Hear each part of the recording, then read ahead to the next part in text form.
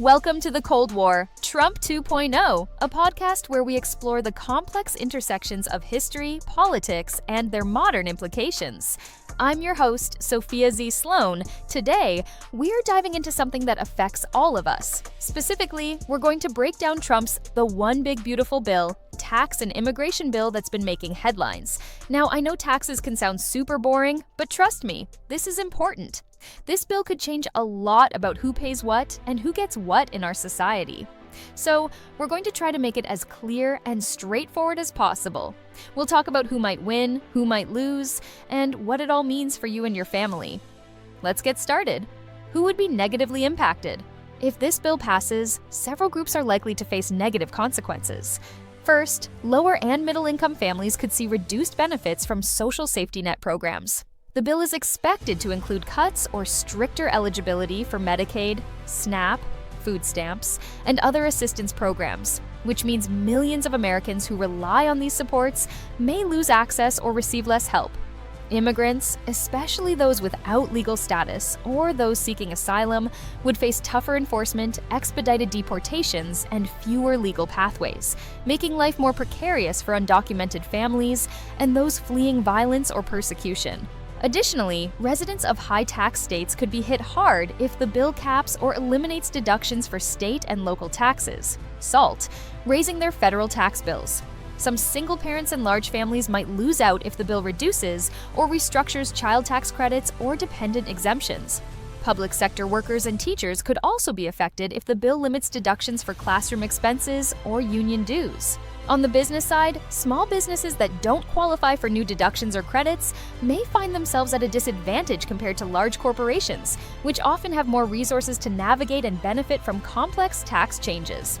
Finally, the bill's projected increase to the federal deficit could eventually lead to cuts in public services or higher interest rates, indirectly affecting everyone, but especially those who depend on government programs. Who will benefit? On the other hand, the bill is designed to deliver significant gains to certain groups. High-income earners and wealthy households would likely see the largest tax cuts, especially if the bill lowers top income tax rates, reduces capital gains taxes, or eliminates the estate tax.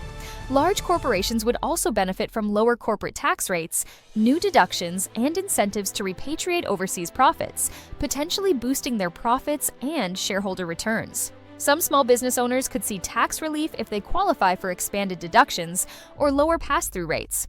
Investors and those with substantial stock holdings might benefit from a rising stock market, as corporate tax cuts often lead to higher share prices.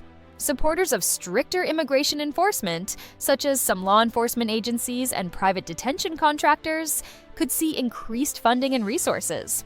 Finally, proponents argue that the bill could spur economic growth, potentially creating jobs and raising wages, though most independent analyses suggest these benefits would be uneven and concentrated among higher earners and large businesses. In short, the bill's negative impacts would likely fall hardest on low and middle-income families, residents of high-tax states, and some small businesses that do not qualify for new tax breaks could find themselves at a disadvantage compared to big corporations. Single parents and larger families could lose valuable tax credits or deductions, meaning less money back at tax time.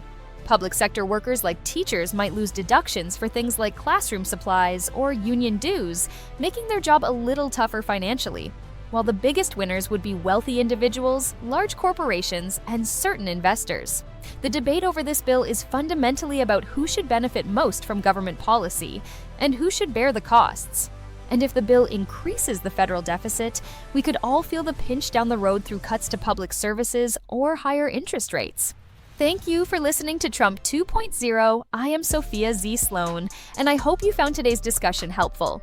I will leave a link to the bill down below so you can review it yourself. If you enjoyed this episode, please don't forget to subscribe however you get your podcast and hit the like button and leave us a review.